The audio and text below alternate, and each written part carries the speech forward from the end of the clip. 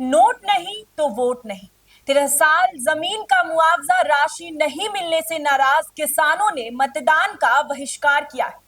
पूरी खबर हम आपको बताएंगे, लेकिन उससे पहले स्वागत है आपका जीवीएन 24 पे और आपके साथ मैं हूं ऋषु चौधरी। गया लोकसभा संसदीय चुनाव का बेलागंज विधानसभा क्षेत्र के बूथ संख्या 287 विशुनगंज से 1400 मतदाताओं आगामी 29 अप्रैल को होने वाला लोकसभा चुनाव मतदान तथा भविष्य में होने वाले सभी तरह के मतदान का बहिष्कार करेंगे।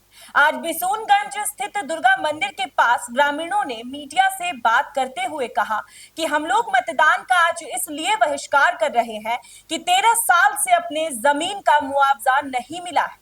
इन 13 साल कितने ही 13वीं हो गई है, किसी की बेटी का विवाह नहीं हो सका, जो बीमार हो गए वो अपना इलाज भी नहीं करा रहे। यह हालत उन सैकड़ों किसान परिवार का है जिनका जमीन हवाई अड्डा के लिए अधिग्रहण किया गया था। उन लोगों को साल 2009 में प्रति कट्ठा 48,000 रुपए की दर से तय किया गया था, जो उस समय के अनुसार बहुत ही कम था। उसके बावजूद किसानों ने अपना जमीन दिया था, लेकिन आज तक उनको कोई मुआवजा नहीं मिला है। आज जमीन की कीमत लाखों रुपए हो गए, लेकिन आज हम लोग इसे बेच भी नहीं सकते हैं। आज भी पैसे के लिए दर दर की ठोकरें खाने के बाद विवश होकर यह निर्णय लिया है कि हम लोगों जब तक नोट नहीं मिलेगा तब तक वोट नहीं करेंगे। हम लोग किसी भी तरह के मतदान होगा उसका बहिष्कार करेंगे।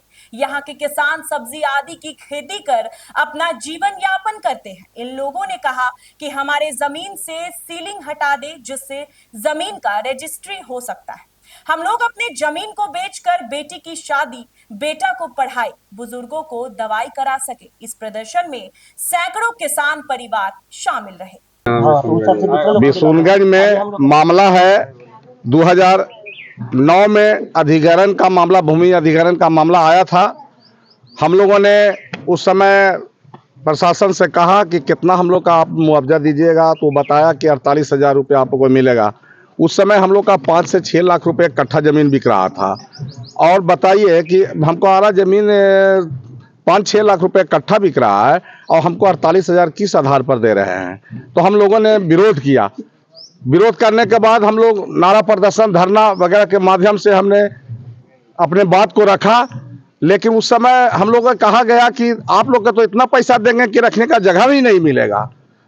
अब बताइए, आप लोग से हम जानना चाहते हैं कि हमारे छोटे छोटे किसान हैं बिशुनगंज गांव में, जिनको मुख्य पेशा खेती है। खेती के अलावा यहाँ किसी प्रकार का कोई व्यवसाय नहीं है इन लोग के पास।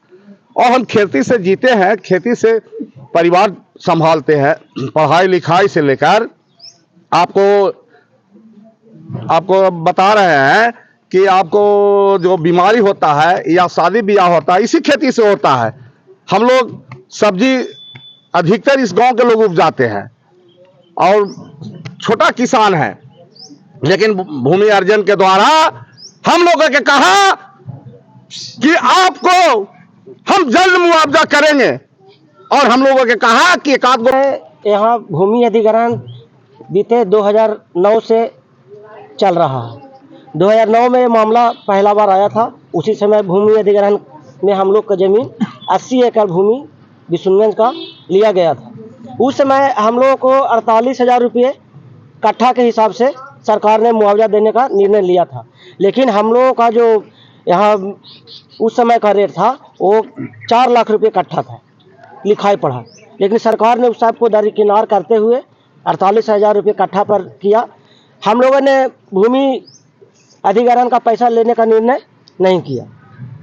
फिर हम लोग कोर्ट गए। कोर्ट में निर्णय हुआ हम लोग को 17,48,000 रुपये कट्ठा के हिसाब से।